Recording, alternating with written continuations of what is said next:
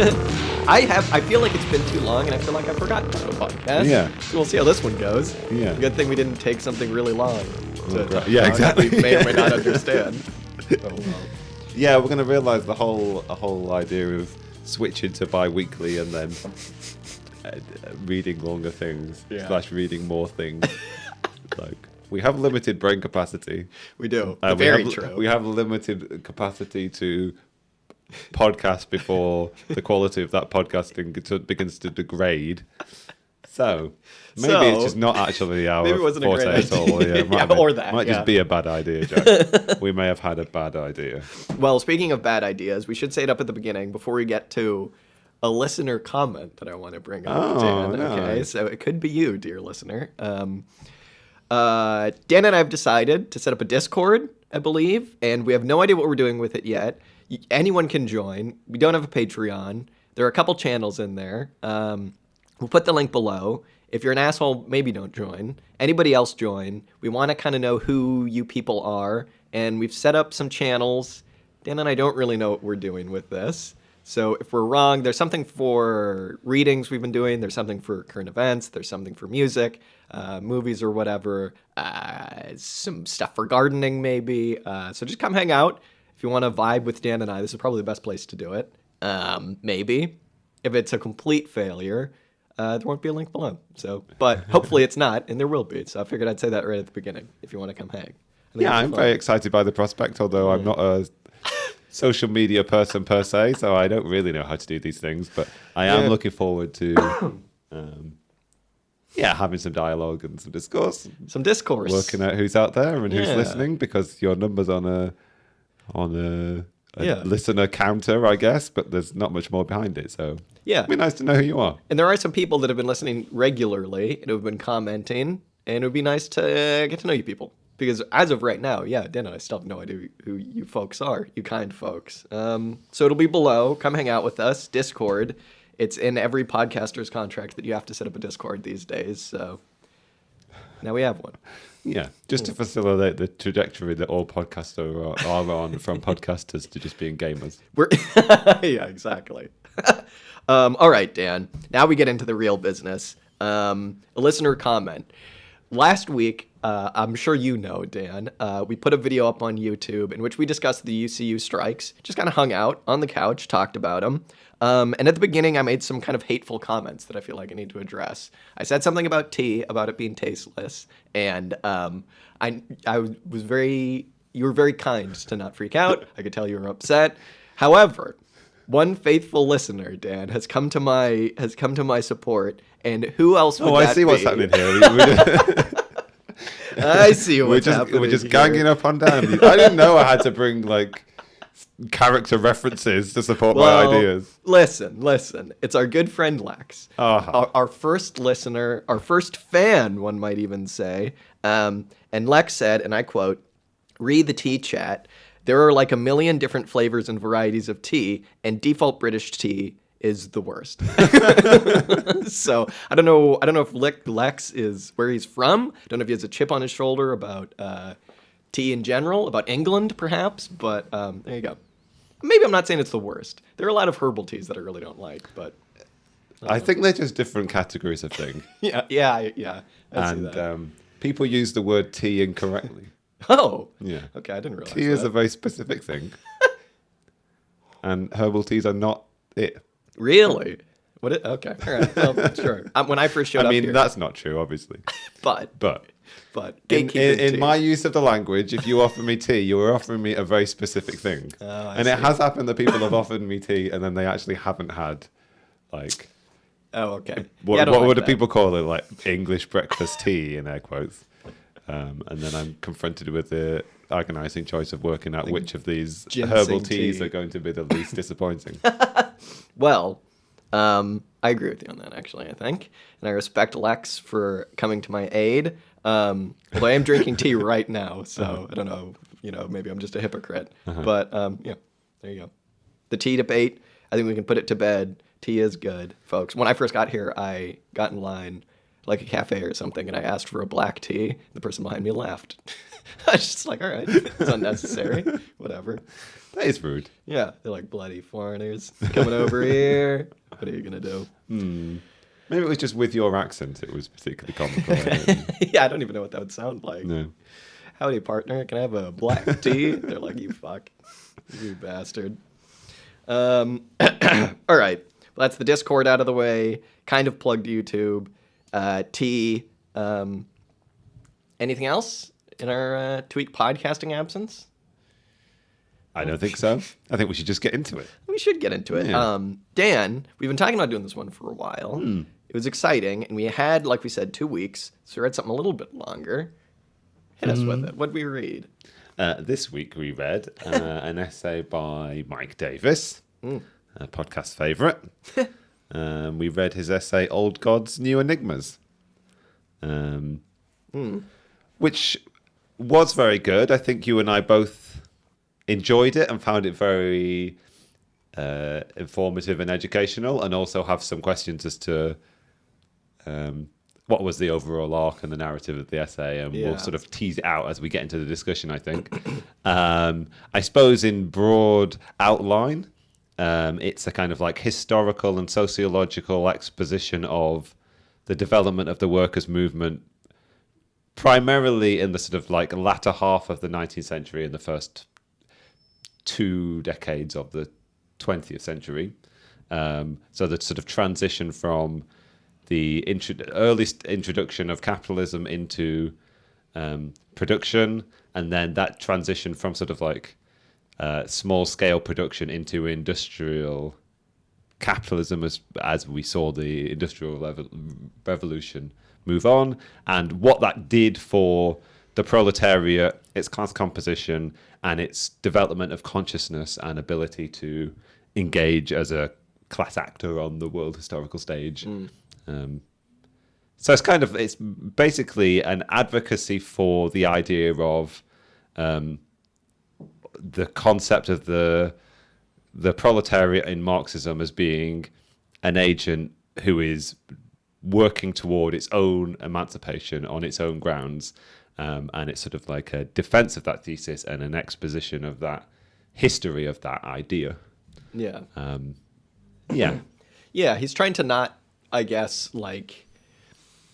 Because, I don't know, a lot of people, if you've never really come to Marx, like if you haven't really studied Marx and you're just kind of coming to him just with like the layman's understanding, I think you might kind of be like, the proletariat, isn't that like a really outdated idea? Like that's just what a lot of people say. A lot of liberals are like, okay, socialism, good ideas, but it's a little outdated. You know what I mean? And he's just making an argument here. It's a couple-fold, I guess, and he doesn't really seem to come to a conclusion, although I suppose throughout the essays, maybe constantly coming to a conclusion, if that makes any sense. But he's basically trying to set out to define what agency is and to say what has caused revolutionary agency amongst the working class in the past. And in a very detailed historical way, he kind of shows different examples of what, has brought about revolutionary agency, and not so much what could cause it today, but is it possible today? And he's basically, his conclusion, if there is one, is it better be. So let's just say yes. Yes, hopefully it is still possible. And it's funny, isn't it? Every time we come to Mike Davis, every time I read something by Mike Davis, I'm always impressed. I'm always like, for some reason, I always think of him as like someone kind of outside the Marxist sphere. I don't know why. I don't know if it's just because mainly he writes like verso books and stuff, but I didn't realize he like went to UCLA and study with Robert Brenner. He talks all about Ellen Meekson's Wood in this. I'm always impressed. And this is funny. This is a funny one because it's like, looking at it now, this is way too long to be an essay, but it's like not quite long enough to be a book. So it just kind of seemed like he had a lot of things to say and he wanted to do a lot of research and he just did it. And I respect him for it. Yeah, I think there's something particular about Mike Davis where his breadth of interest and his sort of broad knowledge, but also his willingness to research very widely and broadly, makes him stand out as somebody who, from reading this essay, is very definitely a Marxist and wants to hold with core Marxist ideas, but because he sort of I guess, seeks to create a Marxist analysis of so many different aspects and elements of the world. It makes him a very enlivening and interesting thinker, and somebody who's very much sort of escapes the trap of feeling like he's speaking in sort of stilted and out of date terminology and engaging in debates which are a bit stale and sort of like myopic, I suppose, in the way that the sort of like that some debates within Marxism have a tendency to be. They're very insular and inward looking, whereas like Mike Davis's academic research and theoretical work is sort of very like open and outward looking, to speak in very broad terms, I guess. Yeah, it's very much like he's not really in the trenches of academic warfare, right? Which is extremely refreshing, and he does seem, with some occasional dunks on Althusser, he's mainly bringing out the positives in everybody that he brings up, and seems to be doing so for application's sake, not for like siding with any one side, I guess. So yeah, it's really good. Having said that, should we start out by kind of maybe talking about what he thinks agency is and how he defines it, and I guess just what it is. I mean, he starts out by using Ellen Meekins Wood's definition of agency as, and this is her talking, the possession of strategic power and a capacity for collective action founded in the specific conditions of material life. And then Davis goes on to say that he would add to that, and he would say the capacity is developable, and it's a capacity for self-making, which I think are two very important contributions. Just basically what Meekins Wood says is the strategic power for collective action. That's one important thing. The other important thing is that it's based in the material circumstances of life. And then what Davis adds, obviously, is very important, that you can develop it. And he's basically saying that you shouldn't be developing it from outside, but that it can be self-developed. That's one of the very important things about it, I guess. So, yeah. Yeah, he's very much in the tradition of Marx in terms of like belief in the self-emancipatory quality of the working class, and also Hal Draper's emphasis on that aspect of Marx being central, and also Draper's analysis of Marx as saying that or the essential theoretical contribution of Marx being this idea of socialism coming from below and not being something imposed by theoreticians from above, you know.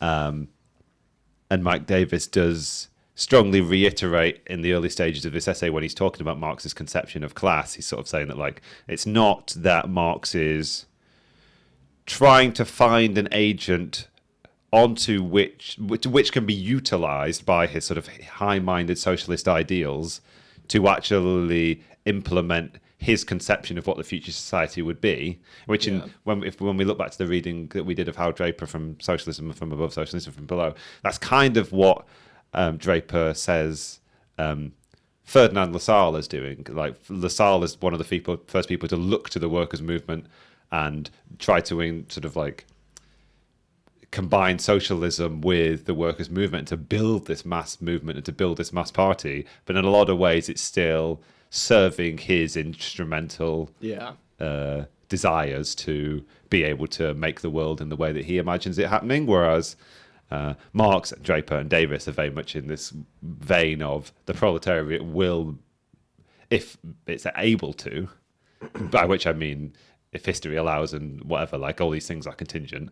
I only say it's able to because it has the capacity to, but it's not in any way inevitable, which is one of the things he's really keen to push back against, is this sort of like inevitability of the proletariat's accession to world power kind of thing. Yeah. And also the necessity to abstract when you're talking about the working class as well, which I thought was really interesting, because just to kind of quickly say to go off what you were saying, when Marx was developing this idea of the proletariat, he did have to abstract away to make a point, because otherwise, I don't know, this is just very practical. Like, otherwise you just get down in the weeds and it's like, well, what about this person? What about that person? What about all of this? What about this specific struggle? And you need to abstract away. As, you know, I think we'll get into when we talk about the nature of the proletariat, it necessarily kind of does through its own emergent qualities. But we'll see Davis, long story short, do that in this as well in modern times. Yeah. in a lot of ways, what Davis is trying to do here, I think, is take some kind of offerings that Marx gives for what the role of the working class and the proletariat might be to the development of history and the ultimate overcoming of the capitalist mode of production. But he's kind of like extrapolating from things that are offered by the early Marx and reading between the lines to some extent of the things that Marx says about class in his later writings, particularly in Capital. But he's also suggesting that there is, in just like many of Marx's contributions to theorizing, there are a great many gaps. Like, things got in his way. He got intellectually interested in other things. Like, obviously, he had much greater aspirations than he was able to actually ever put down into his final sort of like collection of works, you know. So there's an extent to which what Davis is doing here is kind of like taking Marx's assertions about the working class, combining them with sort of like a sociological and historical reading of what actually happened, and sort of like explicating a description of the history of the working class in a sort of ideal type, I suppose. It's like here is the sort of fundamental historical reading of this stuff, presented in a series of like aphorisms, I suppose, or sort of like declarations about what a sort of idealized reading. That's not to say a non-true reading, but just like a very kind of like, like a sort of reading of class of an ideal type, an ideal socialist type of what the class is and what its role in history is, kind of thing. Yeah, which I think we all fall victim to all the time whenever we talk about this magic word of the proletariat, right? Because it is like, how can you square the needs of like some schmuck pouring pints in England with the needs of like someone working in a sweatshop in, say, like Bangladesh or something like that, or someone living in like the hyper extractive slums of like Lagos or something like that, right? And I feel like that's one of the things which, you know, when you were saying before about you try and bring up conceptions of the proletariat now, and people are like, isn't that a sort of old world idea kind of thing? Surely that's disproven by history. But then also it's also a kind of like that reading of the class composition of the world now. And then if you try, it's basically that lack of belief in the existence or the capacity of the working class now kind of stems from this idea of, if you wanted to actually decide who was going to make the change in the world that you want to see, sure, how could you imagine wrangling these people into a social force that could actually do that? Whereas what Marx and what Davis are saying is like, no, like history under the specific and the correct circumstances, with the correct agency and action taken at the specific times, will create those kind of bonds and will create those ties and will create a broader and wider, larger movement with sufficient consciousness and capacity to achieve that stuff. But it's not something that can be done by any one schmuck, even if you are Ferdinand Lassalle and you're the sort of greatest orator that the workers' movement has ever known, right? The fanciest Not man. the best jeweler, clearly. Oh my God, Jesus. Get the Lassallians after us. Yeah, let's remember, Jack, we're only allowed to make enemies of groups that there can only be one or two of in the like world. Like Blanquists. Yeah, okay. All right. Well, gotcha. I mean, there probably are quite a lot of Lassallians and Blanquists in the world. They just don't know that they're... Exactly, yeah, exactly. I had thought that maybe we should just go through, because we haven't said yet that he does have 7 theses that he... Again, this is a very odd essay. If it is an essay, it's very odd in its structure because he has 7 theses to prove his points about agency. But the way that he goes about writing it is he has his theses, which like he'll say one and it's in italics, and then he'll just have like several pages of historical proof, but not even proof for it. And then there's another bit of italics, like a sub-thesis, and then it's again more historical proof, and that's more or less the entire essay. I found myself trying to work out whether that didn't work. I found myself trying to work out whether the sort of sub-theses were actually written as theses, or whether he just italicized the first chapter of each like section, first paragraph of each section. Yeah, I know. There was a lot of like specific information condensed into each of those italicized sections. Yeah. But to sort of draw them out as like pure sub-theses is difficult because it is actually a narrative there is a narrative woven through this entire essay. These theses do lead on to one another kind of thing.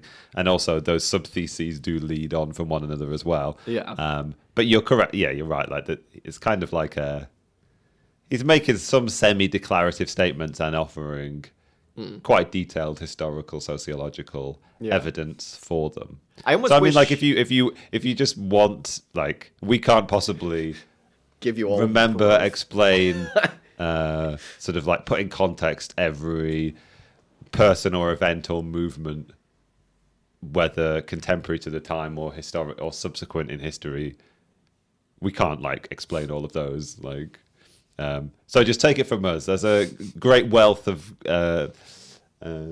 very interesting detail in this essay. Good wealth. Yeah. I almost wish that more essays were kind of written like this, because it was like he was just like, I mean, I know what I want to say and I have all of the proof to it, but weaving it into like a coherent narrative isn't necessarily for me. And a structural narrative, I mean, because there is a narrative obviously here and each point does lead on from the last, but structurally it's very much just like, I don't know, here's what I want to say, so I'm just going to say it. Here's all your proof. It's almost like a bullet point. Like, I wonder how the essay would read if you only read the italics. It'd be very funny. There wouldn't be much proof, and it would just kind of be like him just saying stuff. But you could do that. It would be that you would come away being like, here's this person writing this very metaphysical conception of what the class is kind of thing. Like, this can't possibly exist in reality, you know? It's just all these declarative statements.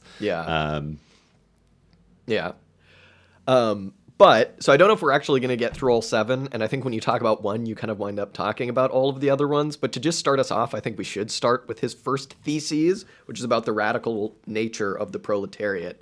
He basically said something along the lines of the proletariat was radical chains, and he goes on to basically, throughout the entire essay, show that because it has these radical needs and these radical like oppression placed upon it, it is the only class, we've all heard all this before, that is in a position to actually be progressive. The bourgeoisie is always conservative, just because of its class nature, composition is the word I'm looking for. And because the proletariat is placed in this, you know, these shitty circumstances, it's the only one that can actually see the future for what it is. And it's the only one that can actually see its class for what it is, right? And actually act in its own nature. And he goes on to basically just give proof for this about how industrialization and the creation of this proletariat has led to like the collective worker, and how your needs aren't only your needs, they're everybody's needs. Well, everybody in your class. And it's almost like if you really want to define the proletariat, you can kind of just look backwards and be like, well, who has these needs? Who has these radical needs? And you'd come to some, I think, interesting conclusions. Maybe if your chud friends who were like, well, socialism a little outdated for me, no such thing as a proletariat anymore, where are all the factories? First of all, tell them all the factories still exist, they're just not in their backyards. And secondly, maybe be like, do a little class analysis with them. Your friends will hate you and they'll think you're a nerd, but you'll be right. You can be like, well, look at all these people around us. Which is the most important thing. Exactly. You'll be right. You can go home and sit in front of your computer and find your friends on Twitter or on whatever and be or like, I own auxiliary statements Discord. Yeah. Oh God. Yeah. Yeah, we should just have an owned channel. Who did you own today with facts and logic? But I think everybody's obliged to own one person. It's like Chairman Mao declaring people don't kill so many mosquitoes. You know? It's your tithe. Yeah. The true socialist practice, as we all know. Still mosquitoes, though, too. But yeah, I think that you would come to some interesting conclusions if you do this kind of backward thinking about, like, I don't know, you can even just do it, I hate to say this, with like specific people that you know. It's like, why is it that all the people at my crummy job have the same radical needs that I do? And it'll kind of calm you down and talk you off the ledge a little bit, because, like, I think for a while in the lead up to Trump's election, I was really stressed out because I was like, why are all these people acting against their interests? Why are all these people voting for Trump? And then I was like, well, wait a minute, let's do some class analysis. These people aren't like workers. Like, most of these people aren't workers necessarily. They're like petty bourgeoisie. As we'll get into, the most wretched of all of the people in terms of they're being pulled two different ways. But yeah, class analysis is very helpful. And I think that if you answer this question of who has these radical chains, as he kind of tries to do here, it'll be helpful in illuminating. Historically, not just now. I think one of the things I was expecting from this essay, which I thought was there to begin with, and then I'm not sure whether it is now, is a sort of division between the sort of historical things you can say about the class and the proletariat in history, and then an application of those theories to actual specific historical contexts. I say this because there is something. You've pointed out, and Davis points out at the beginning of this essay that like industrial workplaces haven't disappeared; they've just shifted geographically. And even in the West, there are still mass workplaces where large numbers of people work. But still, a lot of this essay, or at least this first section of this essay, is still predicated on this idea that capitalism comes about and it first starts to influence the class relations of sort of pre-industrial society, right? You begin to see disciplining by the market and the adoption of the necessity to work to market imperatives internal to the kind of like production, the means of production that exists at the time. By which I mean like small scale production in the household, and sort of also like the existence of artisanal work that's done by sort of like artisans and their apprentices in cities or whatever, who are like the radical agents of the early capitalist revolutions, like 1848, maybe not like a proletarian revolution, but like capitalism is in existence and having an effect. And Mike Davis is putting a lot of emphasis on this transition from that sort of mode of production to moving toward industrial production in factories, and what the development of those sort of like large scale workplaces does for both class consciousness, but also the means by which the class has to exercise its power and to influence to wage the class struggle, I suppose. So I don't really know like how much we're talking about like an essential transition that happens that makes the proletariat what we think of it as being, and whether something has been lost by deindustrialization in the West, or whether it's just a different phase of it's just different conditions under which the class struggle is operating. Clearly, we still live under capitalism. The sort of class relations of capitalism are still as they were in the early and mid 19th century. But I was hoping for and didn't get a very sort of definite declaration as, okay, what happens next? You know, what happens after the fall of industrialization, or what happens after 1930 or whatever, whenever this essay finishes. I mean, I don't know whether you feel that was something that was lacking or something you were looking for. Maybe you weren't looking for it in the same way that I was, I guess. I think I was in the same way. I was kind of hoping for a last sentence that was like, and here's what wraps it up nicely, instead of just being like, things are bad. I guess we've just got to consider, as you're saying, that like the contradictions of capitalism exist in like a quote unquote deindustrialized society still, especially with like the ever shifting burden of costs from the bourgeoisie onto like workers. Even if you're not working in a factory or whatever, that still exists. And I guess the thing that's lost, quote unquote, is like the ability to politically organize. Like another one of his theses in this talks about cities, and the second one talks about like factories and unions as like these very political places, and how the shop floor is like an extremely political place or whatever. So maybe what's being lost is the ability to organize easily, because the ability to organize is still there. And I think that like in his second thesis, what I really took away from it is that like, wow, I'm glad we read this after reading Mike McNair's Revolutionary Strategy, because like he talks about how this political nature, anti-capitalist nature exists in all workplaces. And I wrote in the margins, I was like something about needing a party, because like I've been stressed about Mike McNair's strategy insofar as organizing a political party seems difficult.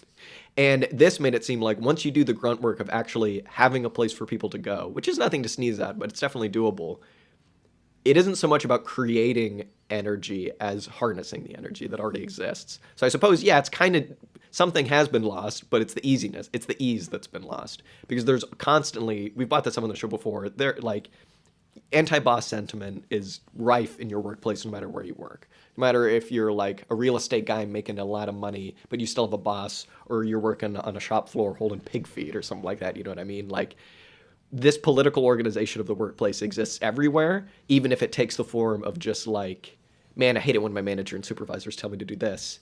Wouldn't it be better if we just organized everything, or if they just let us alone, right? So yeah. Yeah.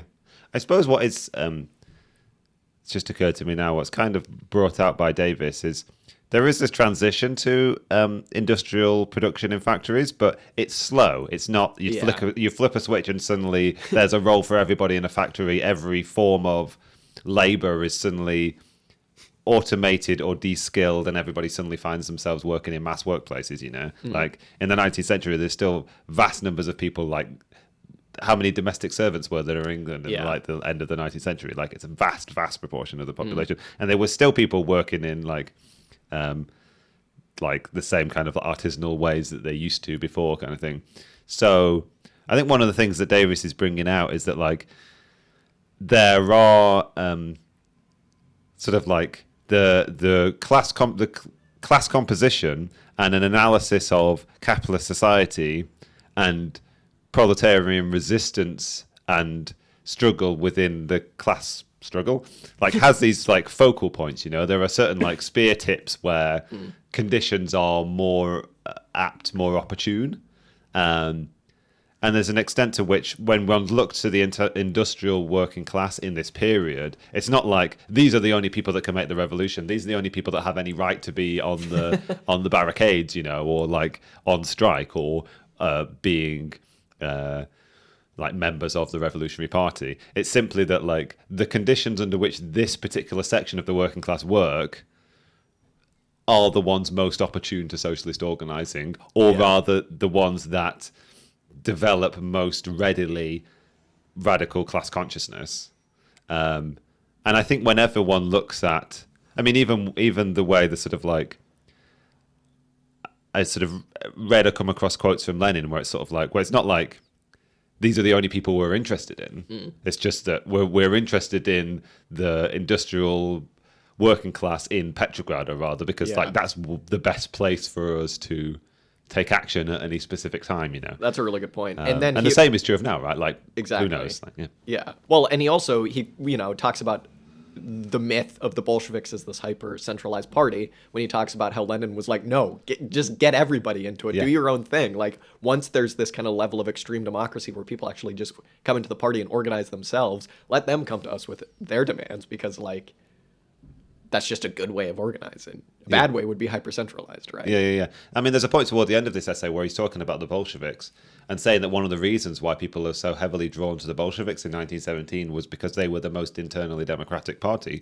And there's a quote from Preobrazhensky where he's saying that what was lost after 1920 was that sort of like spirit of internal democracy, which is the thing which is like radically curtailed the working class's ability to operate in the way that they had done in 1917. You know, it was that what was lost in the sort of like de-democratization of Bolshevism. And what made it so appealing was like,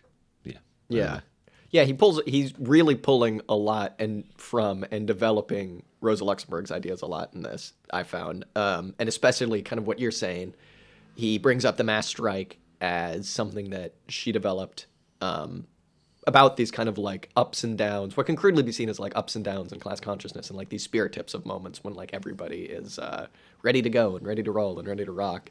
I don't know.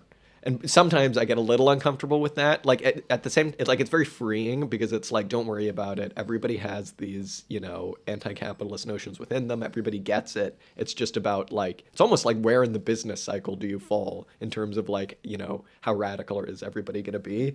But it almost, a crazy person would say, Dan, that it could almost be like accelerationist in the sense of like, well, we just got to wait for a big downturn. And obviously that's not what Rosa Luxemburg was saying, and obviously that's not what Mike Davis is saying. And that's where we turn to McNair, I guess, right? Yeah. And in a lot of ways, what Mike Davis is emphasizing at a certain point in this, we're going to lose track of which sections we're talking about. It's just become like, at some point when he's talking about something, he does that. He makes this point stemming from arguments made by Marx that like what's important to developing like proletarian consciousness, radical consciousness, is not constant immiseration. It's not like just horrible situations all the time. It's when things are given and then taken away. Exactly. It's when you are developing class power and then it's lost either because there is some downturn in the economy and the bourgeoisie has to strip away the things that the proletariat has hard won from them, or like there's some other sort of crisis in organization. People felt they had power and then they lose it. It's then that they're most agitated. It's this kind of like peaks and troughs in people's almost subjective experience of how the class struggle is developing. It's not a sort of objective analysis. At X point, you get exactly some such a situation. And I suppose you can bring it back to Rosa Luxemburg. And when we were reading The Mass Strike, Rosa Luxemburg talks very much about these things being like overdetermined, right? Like it's not like you get to a specific point and then the pendulum tips and suddenly you have whatever. Like there are so many different determining factors that any one of them might have been causal, but like the struggle happens at so many different levels, and it's not just economic, but it's also political and it's social, and it's about people's living conditions as well as their working conditions, and it's about their conception of the past as well as the future. And like, there's so much going on that you can't really like pin down the perfect map of it's such a sort of like vastly overdetermined system. Well, and that's, I think, speaks to the importance of what Mike Davis says here, and I think why Rosa Luxemburg's why that idea of hers, or why what she says is so important, is because like you need to recognize the overdeterminedness of the working class and its struggles. Otherwise, you're never going to successfully politically organize. If you just make it about the economic struggle, you're just going to have a union, and then that's just going to be a union. But like when at some point in this, Mike Davis uses the example of what you were saying about all of these like servants, I guess, or like housekeepers who, okay, it's easy to organize in factories, but what about this like huge influx of like domestic workers in England in like the 19th century? Like, why were these people so radical, right? Like, why were there always like, why at the beginning of the French Revolution was there the Women's March on Versailles because of bread riots? Why were there like fuel riots always led by women? Because they're the ones tending the house, they're the domestic servants, and they don't have like access to the basic things that they need to do the literal social reproduction, right? And so he basically says you need to keep in mind this overdetermination because it isn't just about wage labor and stuff. Well, it isn't just about one specific thing. And so when you're kind of like having this analysis of the working class, you need to keep all of its grievances in mind. And this is something that we came across in the Mike McNair, and this is why he basically was talking about, all right, like, you can't just focus on the people in factories. You can't even just focus on the people with jobs. You need to focus on the community of the working class, more or less, is what he's saying. Reading this, I really got a sense of, like a cybernetic sense of the law of requisite variety, because it really is the only way you're ever going to be able to respond to the crisis of capitalism, or just the monster that is capitalism, is by having enough answers to all of the problems that it throws at us. And the only way to do that is to speak to everybody's problems. And again, it's funny because that seems like a big-headed, like, like almost academic-y thing to say, but then when you get down to it, it's like, how can we help the working class? It's by helping the working class. Yeah. I mean, like, it's really interesting. I hadn't thought about it ever like that before. I think there's some real truth in it that, like, the reason why the emancipation of the working class is the job of the working class itself is because, like, the only force that can have requisite answers to all of these problems is also the force which is experiencing those problems. It's only the working class that can meet the working class's needs. No sort of small scale party from above can come and have answers to all of the problems of the working class, kind of thing. No party from above can come and institute socialism, because like the prospect of radically transforming society is one so complex that it requires a force that has similar complexity and variety to it. That's one thing that's got me thinking, because I know we were talking before we started recording about like what point he was trying to get at with his fourth thesis, which is all about cities. And I suppose maybe it has something to do with that. It has something to do with the law of requisite variety, in that cities are, just by their nature, and this is going to sound obvious, but like the biggest hyper concentration of members of the working class out there. And because of that, it's the biggest hyper concentration of working class problems, right? Yeah. So if you go out into the suburbs, you're going to have people complaining about like streets and street lights and, well, more than that, obviously, but like, socialism is, he says, born of cities, But that is also not to say that like you can't find socialists outside of cities. Yeah. Well, does he say that like there's a certain period of history anyway, like the biggest successes of the labour in England, the biggest successes of the labour movement of union building may have been in like Welsh mining villages in the valleys kind of thing, but like the true hotbeds of socialism were always in the cities. Yeah. This is sort of the statement that he's claiming. And as you said, and it comes back to this kind of like over-determination aspect, because it's part of the narrative that's threaded through all these sections. If point 2 is on like factories and unionism, and point 3 is on like mass strikes, and point 4 is on the cities kind of thing, like it's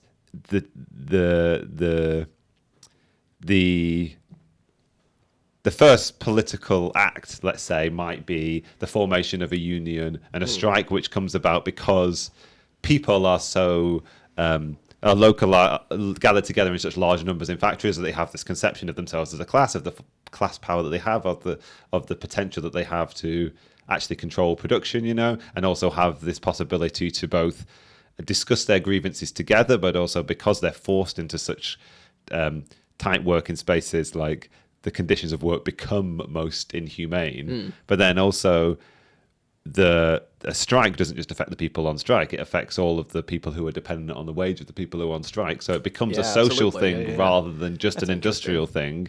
And also he also talks about strikes as having this like politico-moral dimension, which is like it binds people together in this moral commitment of this sense of solidarity to one another, which extends far beyond like and then later on, he's talking about the centrality of internationalism and the history of internationalism in the workers' movement, and how some of the most important consciousness-building moments of the late 19th century, when it came to the building of the international workers' movement, were like campaigns in Europe for the Haymarket martyrs or whatever, or like in the 20s or 30s, like campaigns to save Sacco and Vanzetti all the way in the world, kind of pronunciations of the names. No, they're like, just Italian. Yeah.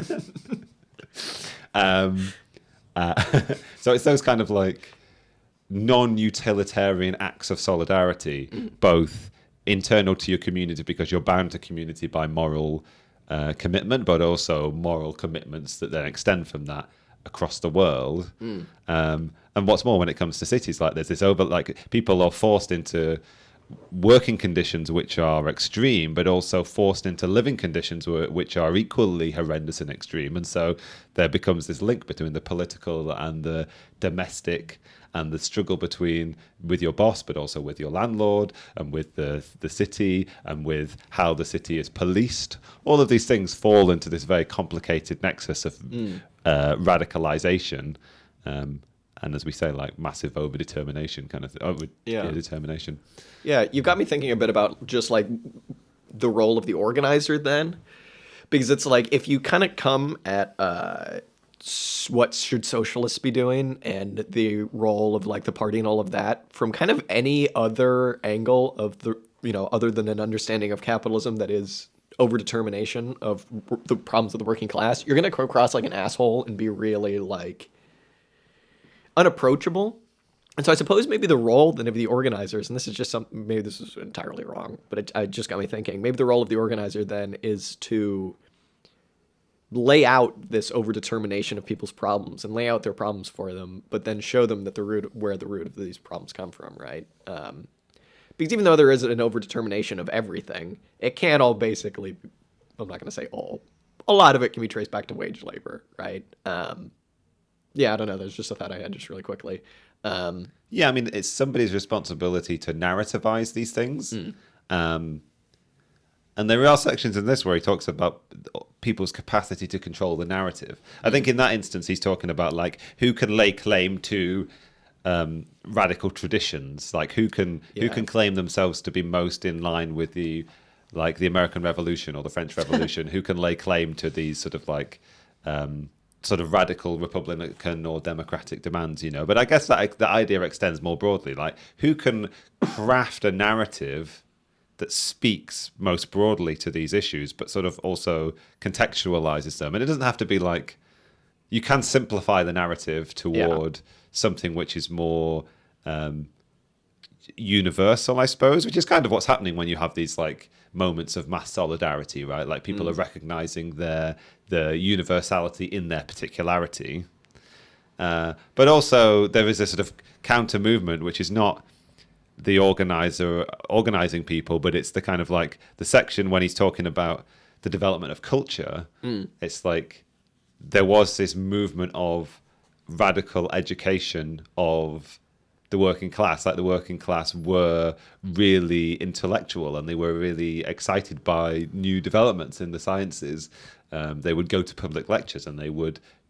There's an account where he's talking about some kind of intellectual who's been giving lectures to I don't know, public audiences, and he soon realizes he shouldn't condescend to the working class because they are some of the most potentially well-informed members of the audience, kind of thing. So I think there is also this kind of like, in the sort of Davis thesis, there is also this tendency or this trend for the working class to seek answers to those questions, kind of thing, to understand the world in some ways.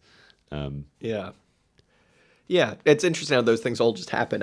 When he was talking about how like some of the best inventors of all time have been your simple handyman. I forget what invention he was talking about, where there was the guy who developed something first, but he couldn't afford the patent. Yeah, it was some kind of like spinning jenny or like, I don't know what shuttle thing for a loom. Yeah, or something. I think the one thing that section was missing for me was just an understanding of the general intellect, because it almost seemed like you're shifting the like, wow, Elon Musk invented the Tesla, to wow, Joe Schmo invented the Tesla before him. Whereas in reality, I think that like an understanding perhaps does need to be made that like it is all standing on the shoulders of giants, right? But those giants are all of the working class. Yeah. It did seem a bit folksy, that point. It did, yeah. And it also seemed to, there is a reading of it, if one came from it with a different ideological framework, one would read it as being like, look at these working class entrepreneurs, like bettering themselves and their conditions, kind of thing. Although the perfect counterexample to that is the person who couldn't afford the patent on the thing that he invented because he was too poor. Yeah, well, it doesn't matter who invented it. You know, it's not like anyone has ever had an idea that was like the first idea. Everything else is just building off of that idea. You know what I mean? Yeah. But it's a fair point to say that like it was members of the proletariat who were fundamental to some of the technological advances that we recognize as the Industrial Revolution, and it wasn't like a pauperized working class who were at the whims of these great new industrialists who were like the driving force of the Industrial Revolution. It is the workers. And not all proletarians in this period of time were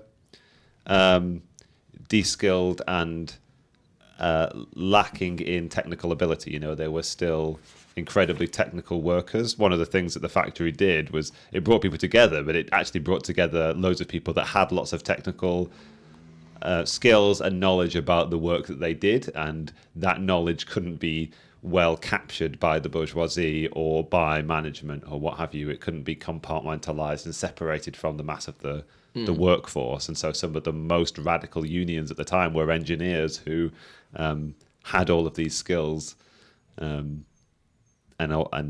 could maintain them and contain them, and so they benefited from all the consciousness building aspects of the Industrial Revolution, but were still. So what you're saying is we need to get rid of the division of labor. Yeah. No, we just need to get rid of the universities. Yeah, there we go. Okay, all right. Going off that idea, or radically democratize the universities, or that. Yeah. Going off that idea of like of proletarian culture and stuff, I was really glad that he got into a discussion on what proletarian culture is, and he talks about, you know, the SPD, the thing you always hear about, like they had chess clubs and hiking clubs, and you remember when we had the socialist checkers club or whatever, which is really cool. But he takes kind of a slightly different bent on it, in that like proletarian culture can't just simply be the negation of all things bourgeois, and he says that like when you see an actual development in class consciousness come out of this kind of proletarian culture building, it is because it's almost utopian, because it recognizes its class position and is creating these structures that are maybe hints of the future to come, or dreams of the future to come, more likely.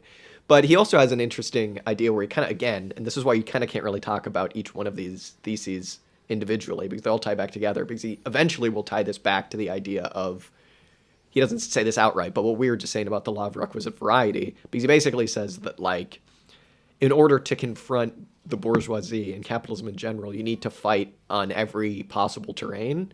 Not just on every terrain, right? And that includes culture, and that includes, obviously, the economic sphere, it includes the political sphere. But it's really important to recognize, as I said, that includes culture.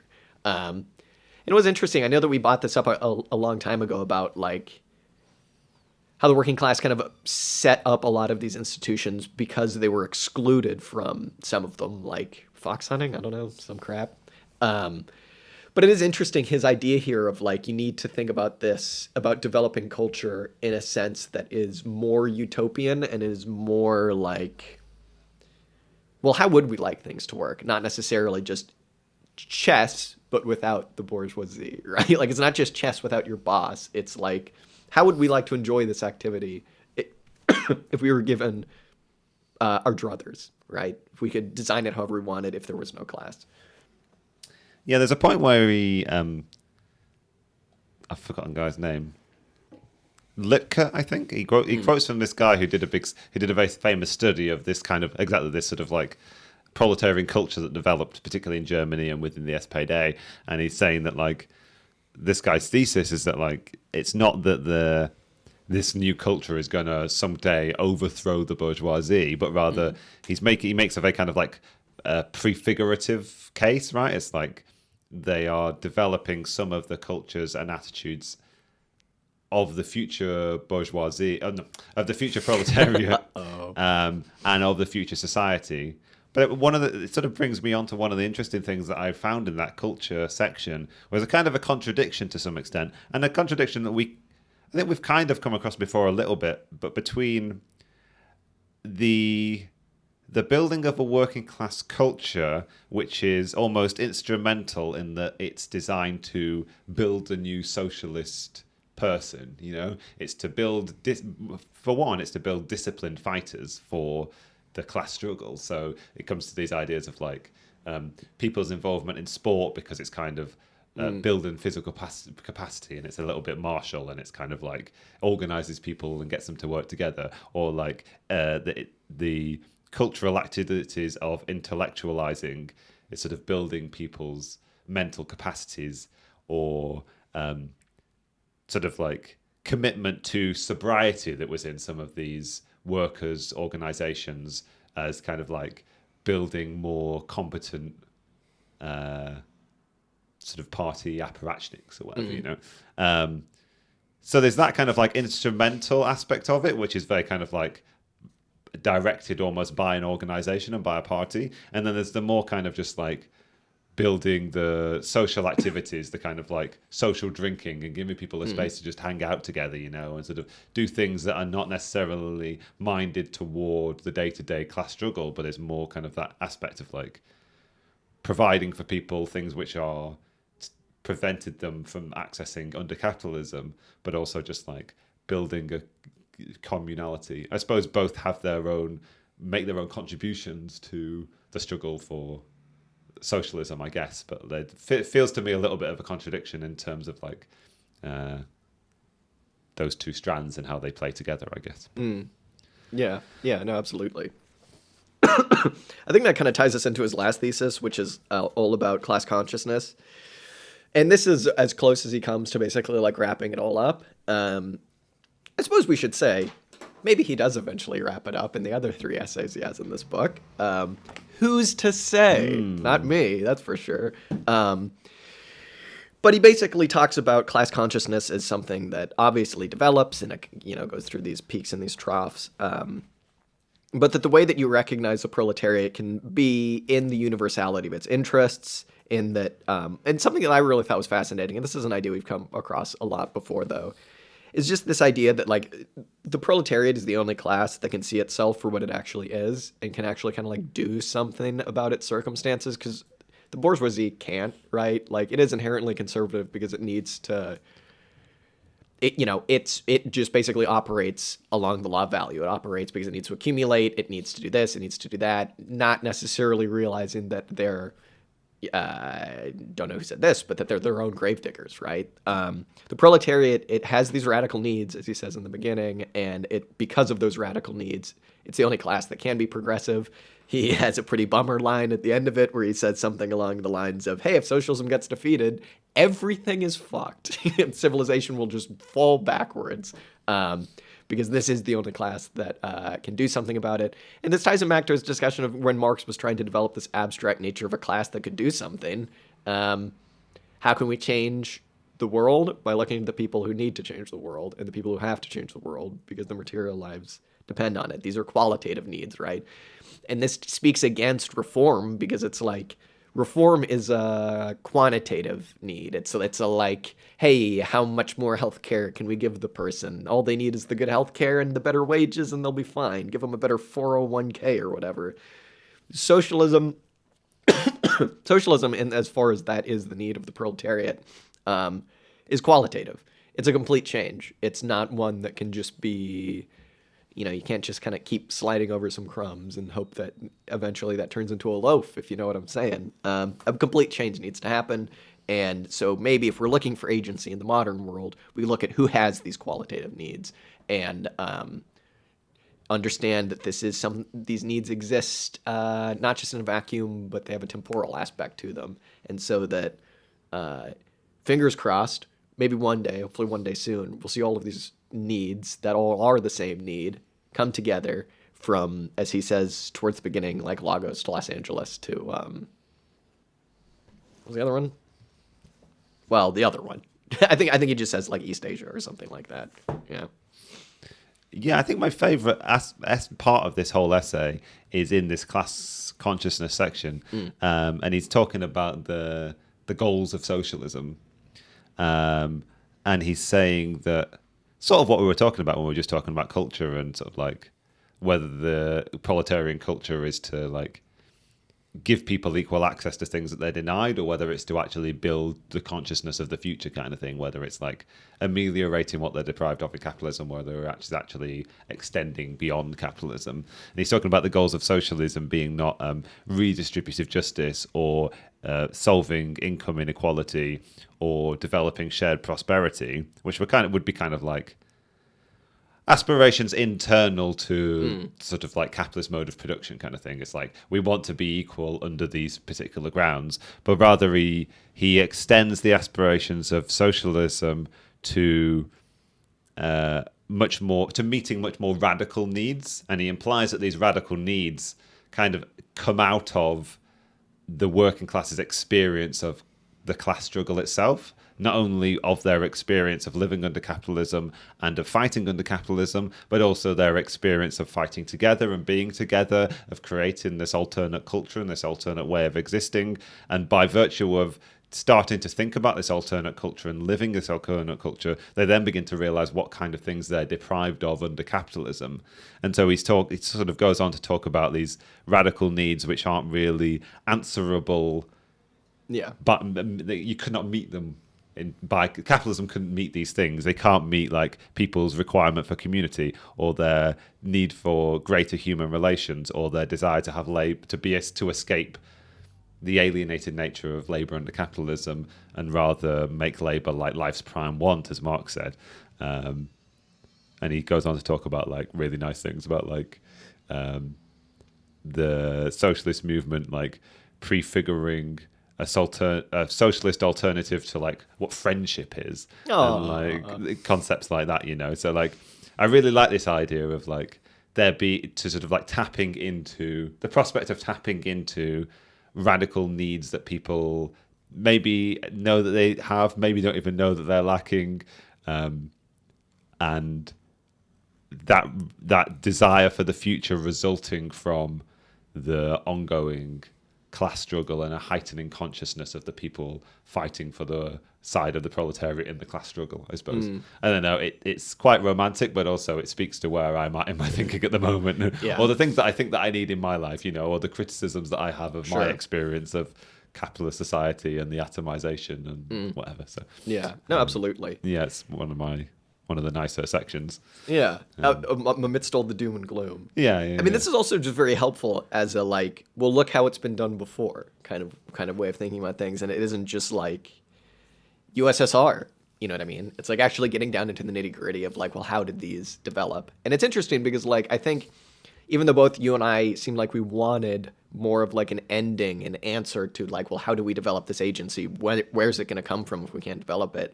I think I've realized, in at least us just talking about it now, that like that is an unanswerable question insofar as like, first of all, just because of the overdetermination of everything.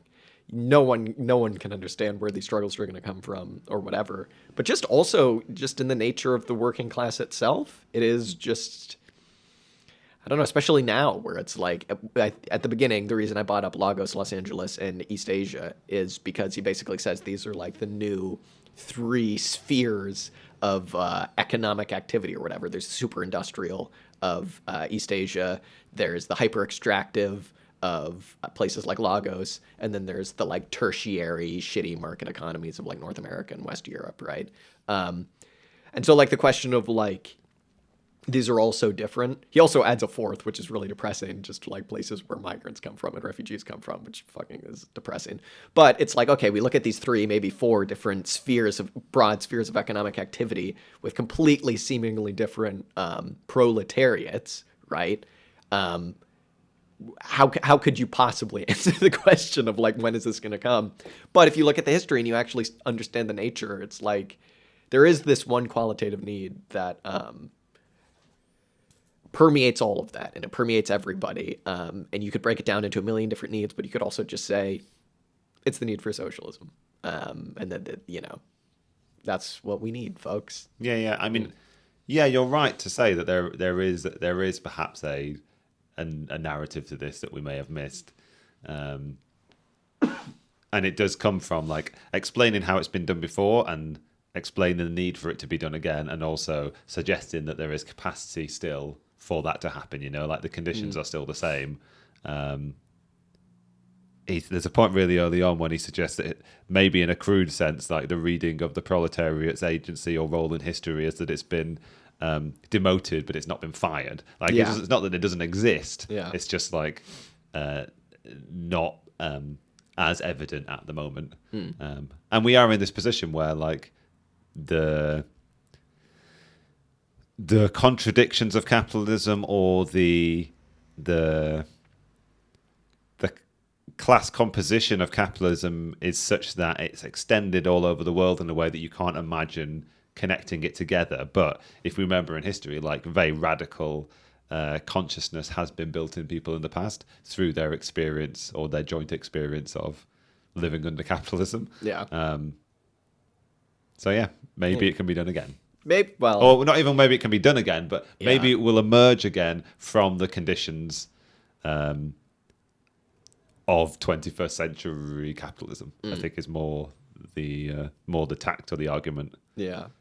In this. Yeah, and then I suppose another bit of business that you could take from this is also how do we build the organizational structures necessary to not only harness that energy, but also to encourage it, and also not only to harvest and encourage it, but also to unify it into this single struggle. Perhaps we should eventually get back into some cybernetic C-style stuff to maybe come to some conclusions about that, or attempt to come to some conclusions about that. But yeah, this was really fascinating. Yeah. I don't know if I could have taken reading his bits about climate change, because I think that would have just been like, now having said that, there's a ticking clock of like a day, and it's like, oh fuck, we got to sort this out now. But I would like to come back to that Kropotkin essay. I know you've talked about it to me quite a bit, and I'd like to get to the bottom of it. I'd also Is there a section in this essay where he's actually quite sanguine about like the prospects of solving the climate crisis sort of under socialism, or like the proletariat's attachment to science and scientific understanding, and like I think he's quite sort of broadly positive about the possibility. Maybe this was me being incredibly like optimistic. I don't know, or maybe I've just invented that and inserted it into. Maybe it's just that when you produce for utility, you realize what utility is, and it's conservation of a certain extent. Yeah, we got to square that circle somehow of the hyperabundance of socialism with the like planet Mm-hmm. that we live on. Oh well, we'll get Aaron Bastani on to talk about asteroids or something. We'll figure it out. Yeah, this rocked, man. Mike Davis, dude. And another thing, just to briefly say, I know that one of the theses of some of his stuff in Prisoners of the American Dream was that, like, why hasn't there been a Labor Party in America on the level of the SPD or even like the goddamn Labor Party in Britain? And one of his answers is the like lack of solidarity, to put it crudely, between like the different waves of immigrants in the United States. And it was interesting because he kind of came back to that idea generally when he talks about gender equality and when he talks about every other strata you could find in the working class. And that this is when he was talking about how, like, you know, like women's struggles, quote unquote, which aren't actually women's struggles. It's like bread to feed families. They're just the face of that. Have either kicked off revolutions or been huge stepping stones in class consciousness. Really mirrored that thesis. He's just the man, dude. Like, he's so cool. And he, yeah, I don't know, from a similar part of the world as me, and it's just very odd. It's like, this guy's just existed in Los Angeles. Like, at a certain point in the preface, he was talking about like the Communist Party of LA, and I was like, what the fuck? It's like the Communist Party of LA. I didn't even thought that there could be a Communist Party that exists in LA, just to like, I don't know. It just makes no sense. It was also cool because he talks about, like, when I was in the Communist Party of LA, along with rising star Angela Davis, it's like, that's cool. Like, imagine being in that room. That's cool, man. Yeah. Smart fella. A saint. A king. A king and a saint. Yeah, he's written some other stuff as well. I know, specifically about Los Angeles, that would be cool to read, just in terms of its, like, he's written some stuff about its ecology, which is really depressing. And it's, you know, he kind of answers the question of, like, why are there always natural disasters happening in LA? And it's like, well, maybe don't build on a wetland, or like, yeah, it's some really interesting stuff. Anyways, enough Mike Davis love. New Enigmas, Old Gods, New Enigmas. Thumbs up for me, Dan. Yeah, 2 thumbs up for me. Oh, wow. Yeah, it's very giving. It's very readable. It's very enjoyable. And we haven't touched on most of what's in it, so definitely go and look it up. You won't regret it, I don't think. Yeah. Anyone who can kind of synthesize Marx's ideas in a readable way gets a thumbs up from me. All right. Well, I don't think we figured out what we're going to do over the holiday break in terms of output. So just to say, if you don't hear from us, or there's nothing in your feed at least, because we will post something somewhere saying where we've been. I don't know. Yeah. We'll sort it out. We'll see you in the Discord. We'll see you in the Discord. That's what I'm saying. Yeah, maybe in a couple of weeks, maybe the first week of January, we'll be back. Exactly. Yeah. And yeah, it should all be We've good. no idea what we're going to read, so we'll work it out. I mean, this would be the time to decide, so we could read something of length. But we'll probably wind up reading like a 5-page essay. Yeah.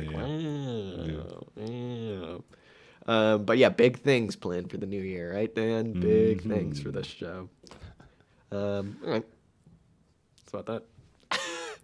Thank you, everybody, for listening. Thank you all so much. And Dan, thank you. My name's been Jack. I've had a blast. And yeah, that's about it. That's all I got to say. Thank you again, Jack. It's a pleasure as ever. I've been Dan. Yeah, thanks for listening. This has been Auxiliary Statements. Yeah, take care and happy holidays. Happy solstice greetings and all the rest. We send our solidarity to those of you fighting in the war on Christmas. We hope you win. Take that as your win. All right. See ya. Bye.